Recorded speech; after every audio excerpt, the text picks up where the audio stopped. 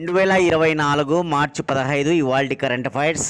First question, 2024 మార్చి 14న భారత్లో పర్యటించిన విదేశీ ప్రధాని ఎవరు?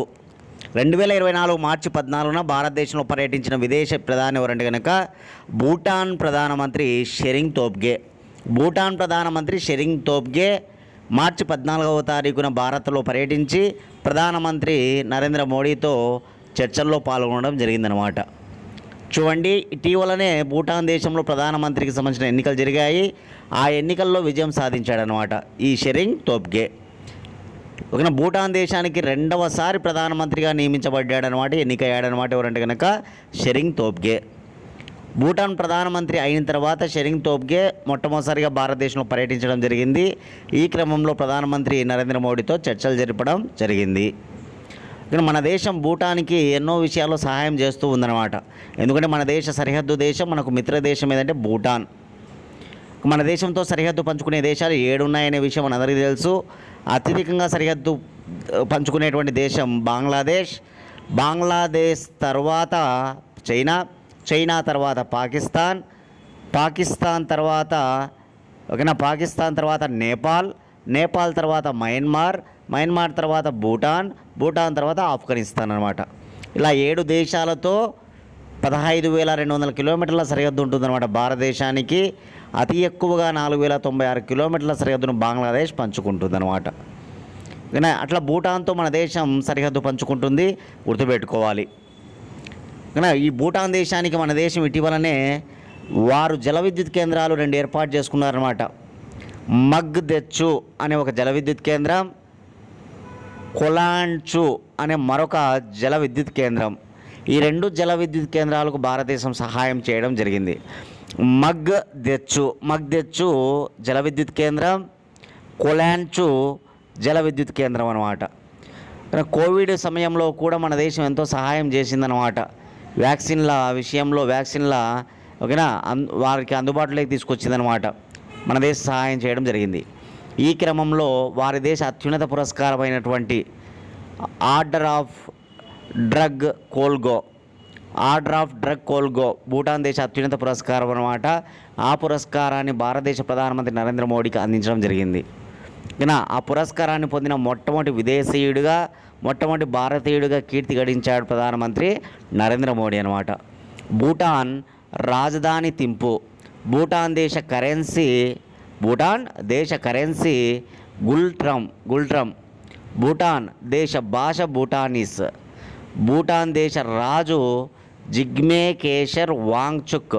ఈ జిగ్మే కేసర్ వాంగ్చుక్ కూడా మన దేశంలో పర్యటించాడు ఇటీవల.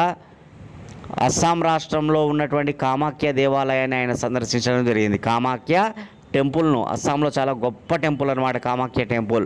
దాన్ని ఆయన సందర్శించడం జరిగిందనమాట, జిగ్మే కేసర్ వాంగ్చుక్. ఇప్పుడు భూటాన్ ప్రధానమంత్రి, కొత్త ప్రధానమంత్రి, రెండవసారి ప్రధానమంత్రి అయినటువంటి వ్యక్తిగా వార్తల్లో నిలిచాడు ఎవరంటే కనుక షెరింగ్ తోబ్గే. ఈ విషయాలన్నీ కూడా నోట్ చేసుకొని చదువుకోండి.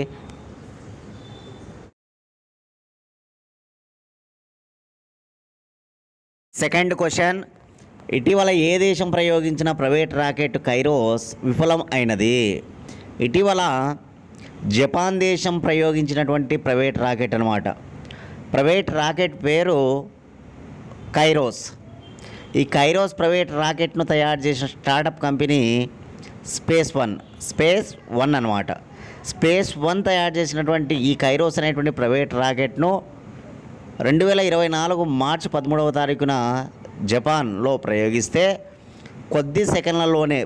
కొద్ది సెకండ్లోనే విఫలమైందనమాట. దర్యాప్తు ప్రకారం ఏం చెప్తున్నారంటే కనుక ఘన ఇంధనం లోపం వల్ల ఈ రాకెట్లో ఘన ఇంధనాన్ని వాడతారనమాట. ఘన ఇంధనంలో లోపం వల్లనే ఈ రాకెట్ అనేటువంటిది విఫలమైందని చెప్తున్నారు. స్పేస్ వన్ అనేటువంటిది ఒక ప్రైవేట్ కంపెనీ, స్టార్టప్ కంపెనీ అనమాట, గుర్తుపెట్టుకోవాలి. ఇది ఈ కైరోస్ అనేటువంటి రాకెట్ ద్వారా ప్రభుత్వ శాటిలైట్ను తీసుకొని వెళ్ళిందనమాట. ఈ క్రమంలో అది పేలిపోవడం జరిగిందనమాట, అది విఫలం కావడం జరిగింది, గుర్తుపెట్టుకోవాలి. చాలా చాలా ఇంపార్టెంట్ అనమాట. ఇట్లాంటివి కూడా అడిగే ఛాన్స్ ఉంది, ఓకేనా. మన దేశం గురించి మనం మాట్లాడుకుంటే ప్రైవేట్ రాకెట్ల గురించి, మన దేశం మొట్టమొదటి ప్రైవేట్ రాకెట్ పేరు విక్రమ్ ఎస్ అనమాట. హైదరాబాదులోని స్కై రూట్ ఏరోస్పేస్ అనేటువంటి startup company, Skyroot Aerospace అనేటువంటి స్టార్టప్ కంపెనీ తయారు చేసినటువంటి రాకెట్, ప్రైవేట్ రాకెట్ పేరు విక్రమ్ ఎస్ అనమాట. విక్రమ్ సారాభాయ్, ఇస్రో మొట్టమొదటి చైర్మన్ విక్రమ్ సారాభాయ్ జ్ఞాపకార్థం విక్రమ్ అని పేరు పెట్టారు. విక్రమ్ ఎస్ అనమాట, గుర్తుపెట్టుకోవాలి. ఎస్ అంటే సారాభాయ్, ఓకేనా. ఇకపోతే ఈ రాకెట్ 2022లో ప్రయోగించారు మన శ్రీహరికోటలో, ఓకేనా. సౌండింగ్ లాంచ్ నుంచి చాలా గొప్పగా ప్రయోగించారు, విజయం సాధించింది అన్నమాట విక్రమ్ ఎస్.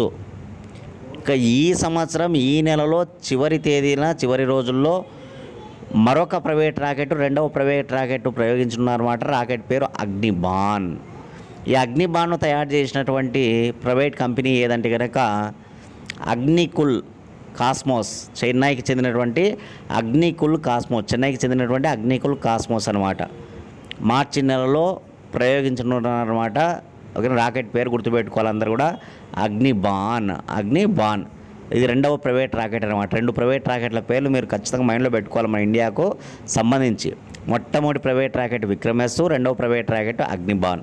విక్రమ్ ఎస్ను తయారు చేసింది ఎవరంటే కనుక హైదరాబాద్కు చెందినటువంటి స్కై రూట్ ఏరోస్పేస్, ఓకేనా. అగ్నిబాన్ను తయారు చేసింది ఎవరంటే కనుక చెన్నైకి చెందినటువంటి, ఓకేనా, అగ్నికుల్ కాస్మోస్ అనమాట. అగ్నికుల్ కాస్మోస్ గుర్తుపెట్టుకోవాలి. శ్రీహరికోట నుంచి ప్రయోగిస్తారు. ఇది కూడా సక్సెస్ కావాలని మనం అందరం కూడా ఆశిద్దాం, కోరుకుందాం, ఓకేనా. రైట్. జపాన్ రాజధాని టోక్యో. ప్రపంచంలో ఎక్కువ జనాభా గల నగరం టోక్యోనే అనమాట. జపాన్ దేశ భాష జపనీసు. జపాన్ దేశ కరెన్సీ ఎన్. జపాన్ దేశ చక్రవర్తి నరుహిటో. జపాన్ దేశ ప్రధానమంత్రి ఫుమియో కిషిడా.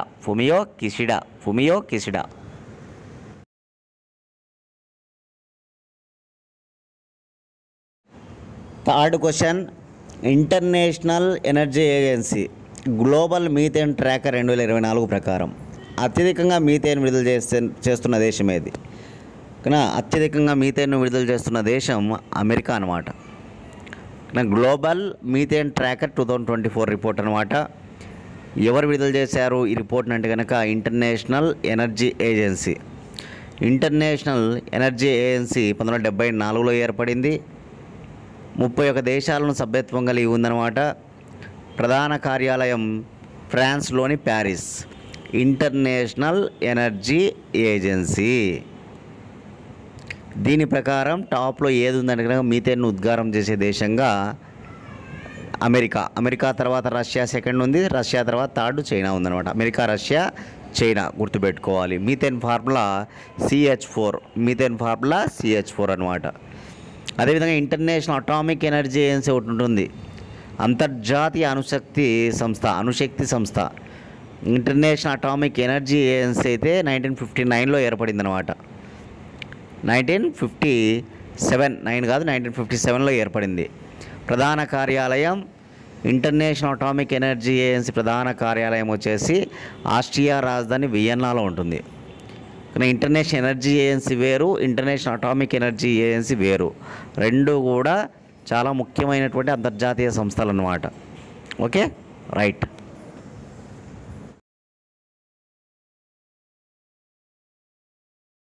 క్వశ్చన్, బోయింగ్ 777ను నడిపిన అతి పిన్న వయస్కురాలిగా నడిపిన మహిళ ఎవరు? బోయింగ్ 777ను నడిపిన అతి పిన్న వయస్కురాలు ఎవరంటే కనుక అన్ని దివ్య. మన ఇమేజ్లో చూడొచ్చు అన్ని దివ్య గారిని. ఈమె వయసు కేవలం 25 సంవత్సరాలు అనమాట. ఇంకా అందులో అతి గొప్ప విమానం అనమాట, అతి పెద్ద బాడీ లైన్ విమానం అనమాట ఏదంటే కనుక బోయింగ్ 777. అటువంటి విమానాన్ని నడిపి ఇప్పుడు చరిత్ర సృష్టిస్తూ ఉంది అతి పిన్న వయస్కురాలిగా. ఎవరంటే కనుక ఆమె అన్ని దివ్య. ఈ అన్ని దివ్య పంజాబ్ రాష్ట్రంలోని పఠాన్కోట్కు చెందినటువంటి పర్సన్ అనమాట. వీరి తండ్రి ఆర్మీలో పనిచేయడము, వారి తండ్రి ఆర్మీలో రిటైర్మెంట్ అయిన తర్వాత ఆంధ్రప్రదేశ్లోని విజయవాడలో నివసిస్తే ఈ విజయవాడలో అనేక పాఠశాలలో ఈ అమ్మాయి చదవడం కూడా జరిగిందనమాట. అన్ని దివ్య. వీరిది పంజాబ్ రాష్ట్రం అనమాట, తెలుగు మాట్లాడే కుటుంబమే వీరిది కూడా. కాబట్టి ఇప్పుడు బోయింగ్ 777 అనేటువంటి అత్యంత గొప్ప విమానాన్ని నడిపి అతి పిన్న వయస్కురాలిగా గుర్తింపు పొందిందనమాట. అన్ని దివ్య చాలా చాలా ఇంపార్టెంట్. మహిళల సాధికారిత, మహిళలు సాధిస్తున్నటువంటి విషయాలను మనం ఖచ్చితంగా చదువుకోవాలి. ఇటీవల సిఐఎస్ఎఫ్ తొలి మహిళా డైరెక్టర్ జనరల్గా నీనా సింగ్ అనమాట. CISF central industrial security force తొలి మహిళా డైరెక్టర్ జనరల్ అనమాట. అదేవిధంగా రైల్వే బోర్డు తొలి మహిళా చైర్మన్గా జయవర్మ సిన్హా. రైల్వే బోర్డు తొలి మహిళా చైర్మన్గా ఇటీవలనే జయవర్మ సిన్హా అనమాట. అదేవిధంగా కజిరంగా నేషనల్ పార్క్ మొట్టమొదటి మహిళా డైరెక్టర్ జనరల్గా ఓకేనా సోనాలి ఘోష్ అనమాట. చెప్పుకున్నాం సోనాలి ఘోష్ గురించి. అదేవిధంగా CSIR council scientific industrial research అనమాట. Council scientific industrial research. ఈ సిఎస్ఐఆర్కు తొలి మహిళా చైర్మన్గా ఓకేనా నల్లతంబి కలై సెల్వి గురించి చెప్పుకున్నాం. వందే భారత్ను నడిపిన తొలి మహిళా లోకో పైలట్. వందే భారత్ భారతదేశ అత్యంత వేగవంతమైన రైలు అనమాట వందే భారత్. వందే భారత్ను నడిపినటువంటి మొట్టమొదటి లోకో పైలట్ ఎవరు? కామెంట్ బాక్స్లో మీ సమాధానాన్ని అందరూ కూడా తెలియజేయండి. చాలా చాలా చాలా ఇంపార్టెంట్ అనమాట బిట్టు కూడా మనకి ఓకేనా. ఇట్లా మనకి చాలా చాలా ఇంపార్టెంట్. ఇటీవల మన బిఎస్ఎఫ్ బార్డర్ సెక్యూరిటీ ఫోర్స్లో మొట్టమొదటి స్నైపర్గా సుమన్ కుమారిని చెప్పుకున్నాం అనమాట. బిఎస్ఎఫ్లో మొట్టమొదటి మహిళా స్నైపర్గా సుమన్ కుమారిని చెప్పుకున్నాం ఓకేనా. ఇట్లా మనకి ఇంపార్టెంట్ అనమాట ఓకేనా. అదేవిధంగా రైల్వే బోర్డుకు మొట్టమొదటి మహిళా సెక్రటరీ కూడా మొట్టమొదటి మహిళా చైర్మన్ అయితే కనుక ఓకేనా జయవర్మ సిన్హా అనమాట. అదేవిధంగా ఇటీవలనే మొట్టమొదటి మహిళా కార్యదర్శి నిర్మించబడింది అనమాట. ఆమె పేరు అరుణా నాయరు ఓకేనా. గుర్తుపెట్టుకోవాలి ఇవన్నీ కూడా మొట్టమొదటి మహిళలు, అనేక మంది మహిళలు సాధిస్తున్నటువంటి విజయాలు, ఇట్లాంటి విషయాలన్నీ కూడా ఒక చోట నోట్ చేసుకోమని చెప్తూ ఉన్నా. చాలా చాలా ఇంపార్టెంట్ అనమాట. అమెరికాలో మాస్టర్స్ ఇన్ లా చదివేందుకు స్కాలర్షిప్ పొందిన సుప్రీంకోర్టు కుమార్తె ఎవరు? చాలా ఇంపార్టెంట్. అమెరికాలో మాస్టర్స్ ఇన్ లా చదివేందుకు స్కాలర్షిప్ పొందినటువంటి సుప్రీంకోర్టులో పనిచేస్తున్నటువంటి కుక్ అనమాట. ఆయన యొక్క కుమార్తె ఈ ప్రజ్ఞా సమాల్. ఈ ప్రజ్ఞా సమాల్ అమెరికాలోని కాలిఫోర్నియా యూనివర్సిటీలో లేదా మిచిగాన్ యూనివర్సిటీలో మాస్టర్స్ ఇన్ లా న్యాయవాద వృత్తి అనమాట. మాస్టర్స్ ఇన్ లా చదవడానికి స్కాలర్షిప్ పొందిందనమాట. ఆ విషయం తెలుసుకున్నటువంటి సుప్రీంకోర్టు ప్రధాన న్యాయమూర్తి, సుప్రీంకోర్టు న్యాయమూర్తులు ఆమెకు గొప్పగా సత్కరించడం జరిగిందనమాట. ఓకే, ఏకంగా సుప్రీంకోర్టులో పనిచేస్తున్నటువంటి కుమార్తె ఈ ప్రజ్ఞా సమాల్కి సుప్రీంకోర్టు ప్రధాన న్యాయమూర్తి మరియు అక్కడ ఉన్నటువంటి ఇతర న్యాయమూర్తులు అందరూ కలిసి ఆమెకు ఘనంగా సత్కరించడం జరిగిందన్నమాట. ఆమెను ఘనంగా సత్కరించడం జరిగింది. ఈ విషయాన్ని గుర్తుపెట్టుకోవాలి, చాలా చాలా ఇంపార్టెంట్. అమెరికాలోని కాలిఫోర్నియా యూనివర్సిటీ లేదా మిచిగాన్ యూనివర్సిటీలో ఆమె ఓకేనా మాస్టర్స్ ఇన్ లా అభ్యసించనుందనమాట. ఆ విషయాన్ని మైండ్లో పెట్టుకోవాలి, చాలా ఇంపార్టెంట్ ఓకేనా. ఎందుకంటే ఈ వార్త మనకు అన్ని న్యూస్ పేపర్లలో కావచ్చు, అన్ని టీవీ ఛానళ్ళలో మారి మోగిపోతూ ఉందన్నమాట. ఓకే, ఒక కుమార్తె ఏకంగా అమెరికాలోని గొప్ప యూనివర్సిటీలో మాస్టర్స్ ఇన్ లా చదవడానికి స్కాలర్షిప్ పొందడం అంత ఆషామాషి కాదనమాట. అది ఒక ఎత్తు అయితే కనుక ఏకంగా ప్రధాన న్యాయమూర్తి ఇతర న్యాయమూర్తులు ఆమెను సత్కరించడం అనేది కూడా ఇక్కడ గమనార్హం అనమాట. కాబట్టి చాలా గొప్ప విషయంగా వీటిని చెప్తూ ఉన్నారు.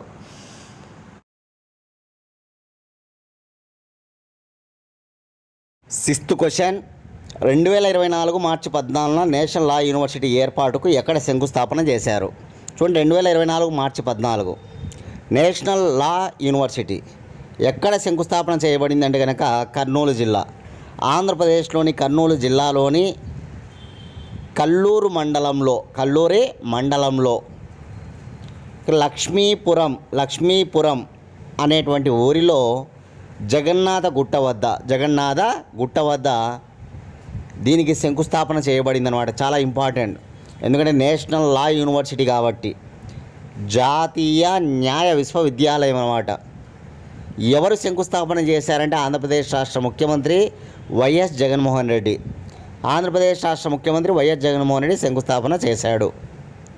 250 ఎకరాల్లో 1000 కోట్ల అంచనా వ్యయంతో ఇది నిర్మించబడుతూ ఉందన్నమాట. 250 ఎకరాలలో 1000 కోట్ల అంచనా వ్యయంతో ఇది నిర్మించబడుతుంది. ఆ విషయాన్ని గుర్తుపెట్టుకోవాలి. ఇప్పుడు శంకుస్థాపన చేయబడింది. ఓకేనా, ఆ విషయాన్ని అయితే మైండ్లో పెట్టుకోవాలి. ఎక్కడ? కర్నూలు జిల్లాలోని కల్లూరి మండలంలో లక్ష్మీపురం ఓకే అనేటువంటి ఊరిలో జగన్నాథ గుట్ట వద్ద శంకుస్థాపన చేయబడింది. సరే, లా అనే పాయింట్ వచ్చింది కాబట్టి లా కమిషన్ గురించి చదువుకోవాలి. మన దేశానికి లా కమిషన్ ఒకటి ఉంది, నేషనల్ లా కమిషన్ అంటాం, జాతీయ న్యాయ సంఘం. లా కమిషన్ 1833 చార్టర్ చట్టం, బ్రిటిష్ వారి కాలంలో 1833 చార్టర్ చట్టం ప్రకారం లార్డ్ మెకాలే అధ్యక్షన, మొట్టమొదటి అధ్యక్షుడు అంటే లార్డ్ మెకాలే అనమాట. కానీ లార్డ్ మెకాలే అధ్యక్షతన ఈ లా కమిషన్ అనేటువంటిది ఏర్పడింది. భారతదేశానికి స్వాతంత్రం వచ్చిన తర్వాత భారత ప్రభుత్వ ఉత్తర్వు ద్వారా ఒక కార్యనిర్వాహక సంస్థగా అది ఇప్పుడు ప్రజెంట్ కొనసాగుతూ ఉందన్నమాట. భారతదేశానికి స్వాతంత్రం వచ్చిన తర్వాత భారత ప్రభుత్వ ఉత్తర్వు ద్వారా ఒక కార్యనిర్వాహక సంస్థగా కొనసాగుతూ ఉంది. ప్రజెంట్ లా కమిషన్ చైర్మన్ ఎవరు అంటే రితురాజ్ అవస్థి గుర్తుపెట్టుకోవాలి. లా మినిస్టర్ అయితే అర్జున్ రామ్ మేఘ్వాల్. లా మినిస్టర్ అన్నమాట, కేంద్ర మంత్రి, న్యాయశాఖ మంత్రి, ఆయన అర్జున్ రామ్ మేఘ్వాల్. ఇప్పుడు లా కమిషన్ చైర్మన్ ఎవరని అడిగినప్పుడు రితురాజ్ అవస్థి అని చెప్పాలా. ప్రజెంట్ 22వ లా కమిషన్ జరుగుతుంది, 22వ లా కమిషన్. ఓకేనా, ఈ విషయాలను కూడా మైండ్లో పెట్టుకోవాలి, చాలా చాలా ఇంపార్టెంట్.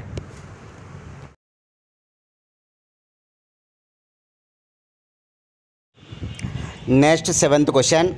జమిలీ ఎన్నికలపై వేసిన ఏ కమిటీ తమ నివేదికను వెల్లడించింది? జమిలీ ఎన్నికలపై వేసినటువంటి రామ్నాథ్ కోవింద్ కమిటీ తమ నివేదికను వెల్లడించడం జరిగిందన్నమాట. తమ నివేదికలో ఏకంగా 18,000 పేజీలను నివేదికగా రూపొందించడం జరిగిందన్నమాట. 18,000 పేజీలను నివేదికగా రూపొందించబడిందన్నమాట.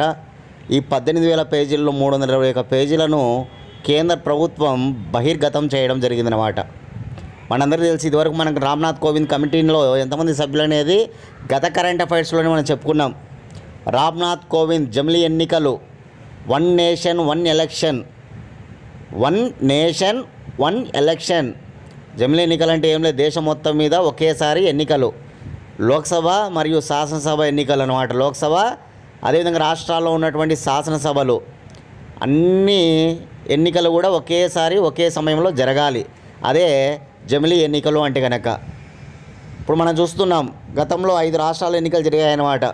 మధ్యప్రదేశ్, ఛత్తీస్గఢ్, రాజస్థాను, మిజోరాము, తెలంగాణలో. అంతకంటే ముందు కర్ణాటకలో జరిగాయి. ఇప్పుడు మనకు ఆంధ్రప్రదేశ్లో శాసనసభ ఎన్నికలు జరగబోతున్నాయి. అట్లా ఒక్కొక్కసారి చూస్తూ ఉన్నాం అన్నమాట. కానీ అవన్నీ కూడా ఒకేసారి జరిపి ఒక 5 ఏళ్ల కాలానికి మళ్ళీ జరపడం, మళ్ళీ 5 ఏళ్ల కాలానికి జరపడం, ఇట్లా అనమాట. ఓకేనా, ఇవే జమిలీ ఎన్నికలు అంటే కనుక 1 నేషన్ 1 ఎలక్షన్స్ అనమాట. దేశం మొత్తం మీద ఒకే ఎన్నికలు అనేటువంటి అంశం అనమాట. దీనికి వేసిన కమిటీ ఏదంటే రామ్నాథ్ కోవింద్. ఆ ఎన్నికల గురించినటువంటి విషయాలను ఓకేనా తెలపడం కోసం వేయబడిన కమిటీనే ఈ రామ్నాథ్ కోవింద్ కమిటీ. మొత్తం 8 మంది సభ్యులు ఉంటారు. మన ఆ సభ్యులకు బాగా గుర్తుపెట్టుకోవాలి. ఎవరున్నారు ఆ సభ్యులు? ఒకరు Amit Shah, present home minister ఉన్నారు కదా అమిత్ షా, ఆయన ఉన్నారు. అదేవిధంగా లోక్సభలో ప్రతిపక్ష నేతగా ఉన్నటువంటి ఓకేనా అధీర్ రంజన్ చౌదరి ఉన్నారు. అదేవిధంగా ఒకప్పుడు కాంగ్రెస్ నేత ఇప్పుడు అయినటువంటి గులాబ్ నబీ ఆజాద్ ఉన్నారు. అదేవిధంగా ఓకేనా మరొకరు సంజయ్ కొఠారి ఉన్నారు. అదేవిధంగా ఓకేనా సుభాష్ కశ్యప్ ఉన్నారు.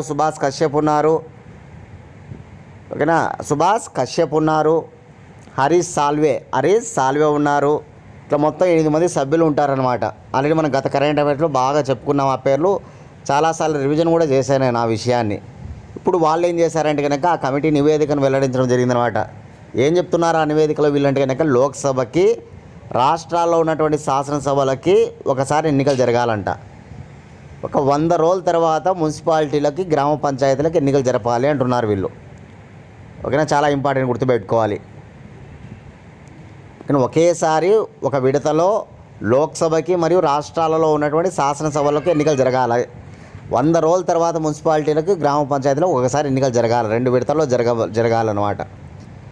అదేవిధంగా ఆర్టికల్ ఓకేనా మనకి లోక్సభ కాల పరిమితి గురించి తెలిపే ఆర్టికల్ 83 ఆర్టికల్. రాష్ట్రాల్లో శాసనసభ కాల పరిమితి గురించి తెలిపే ఆర్టికల్ 173 ఆర్టికల్ అనమాట, 172 ఆర్టికల్ అనమాట, 172. ఓకేనా. ఈ రెండు ఆర్టికల్స్ను ఇప్పుడు మార్చవలసి ఉంటుందన్నమాట, రాజ్యాంగ సవరణ తీసుకురావాల్సి ఉంటుందన్నమాట, ఆర్టికల్ చేర్చవలసి ఉంటుందన్నమాట. ఆర్టికల్ ఏదంటే 82A ఆర్టికల్, 82A ఆర్టికల్. ఆ విషయాన్ని కూడా చెప్పారనమాట. చాలా చాలా ఇంపార్టెంట్, గుర్తుపెట్టుకోవాలా.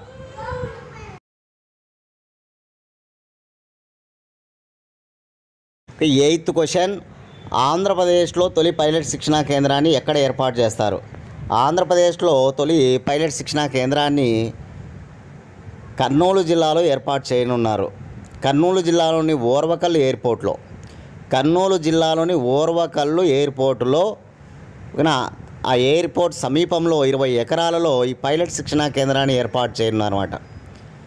కానీ ఏవియేషన్కి సంబంధించి ఇక్కడ శిక్షణ ఇస్తారనమాట, పైలట్ల శిక్షణ. ఓకేనా, తీసుకోవచ్చు.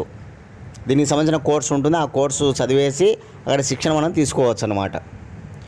కానీ ఇది కన్నా మనకి కంప్లీట్ అయినట్లయితే కనుక హైదరాబాదుకు వెళ్ళి కానీ బెంగళూరుకు వెళ్ళి కానీ అక్కడ శిక్షణ తీసుకోవాల్సిన అవసరం ఉండదు, ఇక్కడే శిక్షణ తీసుకోవచ్చు అనమాట. కాబట్టి గుర్తుపెట్టుకోవాలి, ఆంధ్రప్రదేశ్లో మొట్టమొదటి పైలట్ శిక్షణా కేంద్రం ఎక్కడ అంటే కర్నూలు జిల్లాలోని ఓర్వకల్లు ఎయిర్పోర్ట్ వద్ద 20 ఎకరాల్లో ఏర్పాటు చేయనున్నారు. ఆ విషయాన్ని గుర్తుపెట్టుకోవాలి. ఇకపోతే మనకు చాలా గొప్పగా ఆంధ్రప్రదేశ్లో ఒక ఇంటర్నేషనల్ ఎయిర్పోర్ట్ స్టార్ట్ చేయబోతూ ఉన్నారన్నమాట. అదే భోగాపురం ఇంటర్నేషనల్ ఎయిర్పోర్ట్. ఈ భోగాపురం ఇంటర్నేషనల్ ఎయిర్పోర్ట్ను GMR విశాఖపట్నం ఇంటర్నేషనల్ ఎయిర్పోర్ట్ అని కూడా పిలుస్తారు. ఇది ఇంకా కంప్లీట్ కాలేదు, ఓకేనా, వర్క్ జరుగుతూ ఉందన్నమాట. భోగాపురం ఇంటర్నేషనల్ ఎయిర్పోర్ట్ అనేటువంటిది అంతర్జాతీయ విమానాశ్రయం ఆంధ్రప్రదేశ్లో ఎక్కడంటే భోగాపురంలో. ఈ భోగాపురం ఎక్కడ ఉంటుందంటే విజయనగరం జిల్లాలో ఉంటుంది. విశాఖపట్నానికి 40 కిలోమీటర్ల దూరంలో విజయనగరం జిల్లాలోని భోగాపురంలో ఈ ఇంటర్నేషనల్ ఎయిర్పోర్టు నిర్మించబడుతూ ఉందన్నమాట. GMR గ్రూప్, గ్రంథి మల్లికార్జునరావు గ్రూప్ నిర్మిస్తున్నారు. అది కూడా గుర్తుపెట్టుకోవాలి. ఎయిర్పోర్ట్ వచ్చింది కాబట్టి, ఓకేనా, ఈ పైలట్ శిక్షణా కేంద్రాల గురించి వచ్చింది కాబట్టి ఎయిర్పోర్ట్ గురించి మనం ఖచ్చితంగా నేర్చుకోవాలి. కరెంట్ అఫైర్స్లో దీన్ని మైండ్లో పెట్టుకోవాలి, భోగాపురం ఇంటర్నేషనల్ ఎయిర్పోర్ట్ గురించిన సమాచారాన్ని.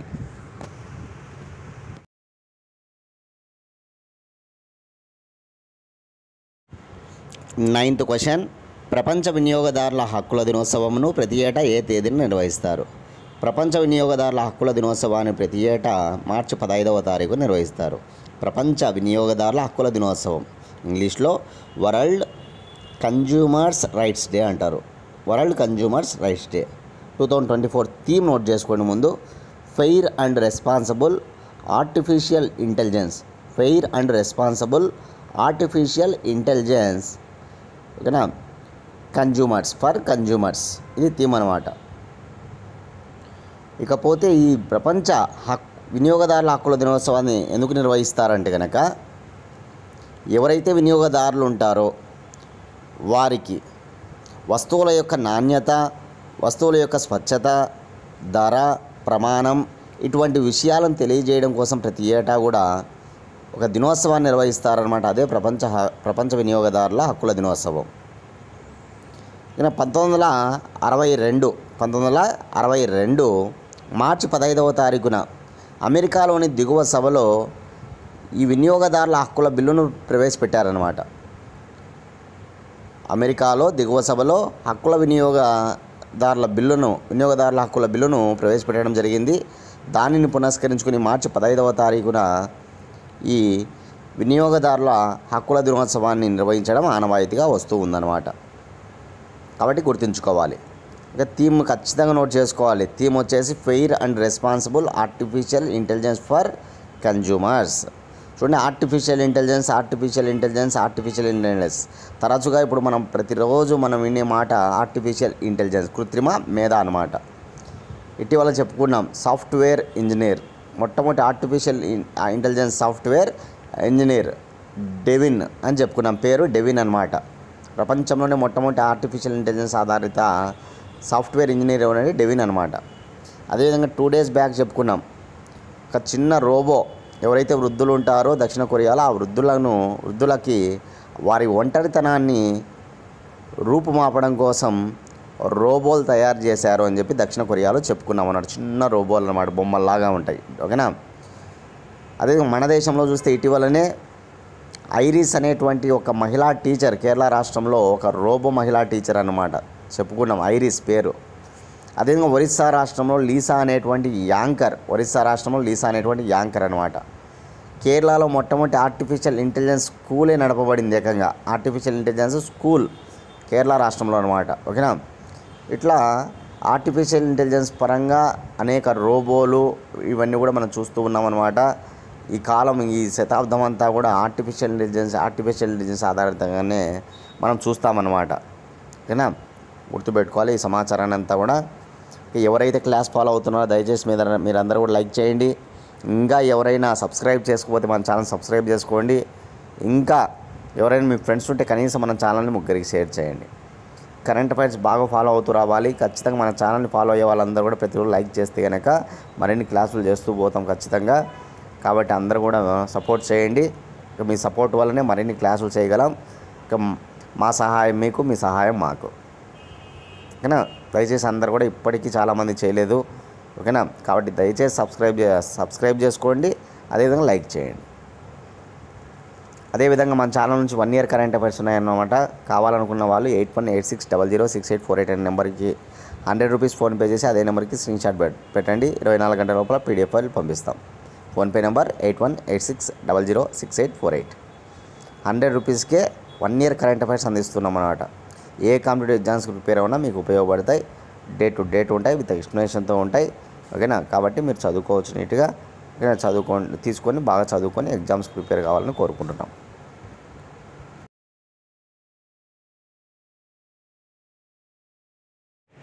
Last question.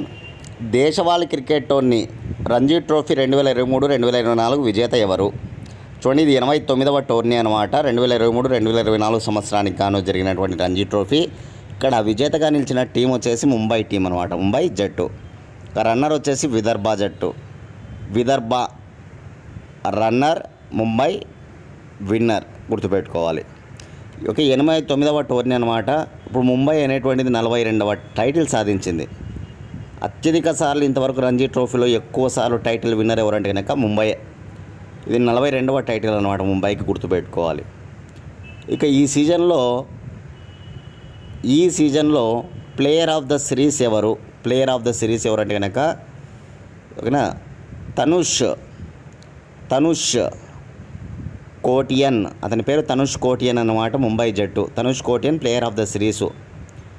ఇక ఎక్కువ స్కోర్ చేసింది ఈ టోర్నీలో ఎవరంటే రంజీ ట్రోఫీలో రికీ బుయ్ ఆంధ్ర జట్టు అనమాట, రికీ బుయ్. ఇక ఎక్కువ వికెట్లు తీసింది ఈ టోర్నీలో ఎవరు? ఓకేనా. వికెట్లు ఎక్కువ తీసినటువంటి పర్సన్ ఎవరంటే కనుక ఈ టోర్నీలో సాయి కిషోర్, తమిళనాడు జట్టు అనమాట. సాయి కిషోర్ తమిళనాడు జట్టు. ఇవి నోట్ చేసుకోవాలి. మార్చి 14న ఫైనల్ జరిగిందనమాట. విన్నర్ ముంబై జట్టు, రన్నర్ వచ్చేసి విదర్భ జట్టు. ఇది 89వ టోర్నీ. ముంబై 42వ టైటిల్ సాధించింది. ఇక ప్లేయర్ ఆఫ్ ద సిరీస్ ఎవరో చెప్పా. అదేవిధంగా ఎక్కువ స్కోర్ ఎవరు చేశారు, ఎక్కువ వికెట్లు ఎవరు తీశారు, ఇవి తెలుసుకోవాలి ఖచ్చితంగా. ఓకేనా. మన దేశవాళీ టోర్నీ అనమాట, చాలా ముఖ్యమైన టోర్నీ రంజీ ట్రోఫీ అనేటువంటిది క్రికెట్కి సంబంధించి. ఓకేనా.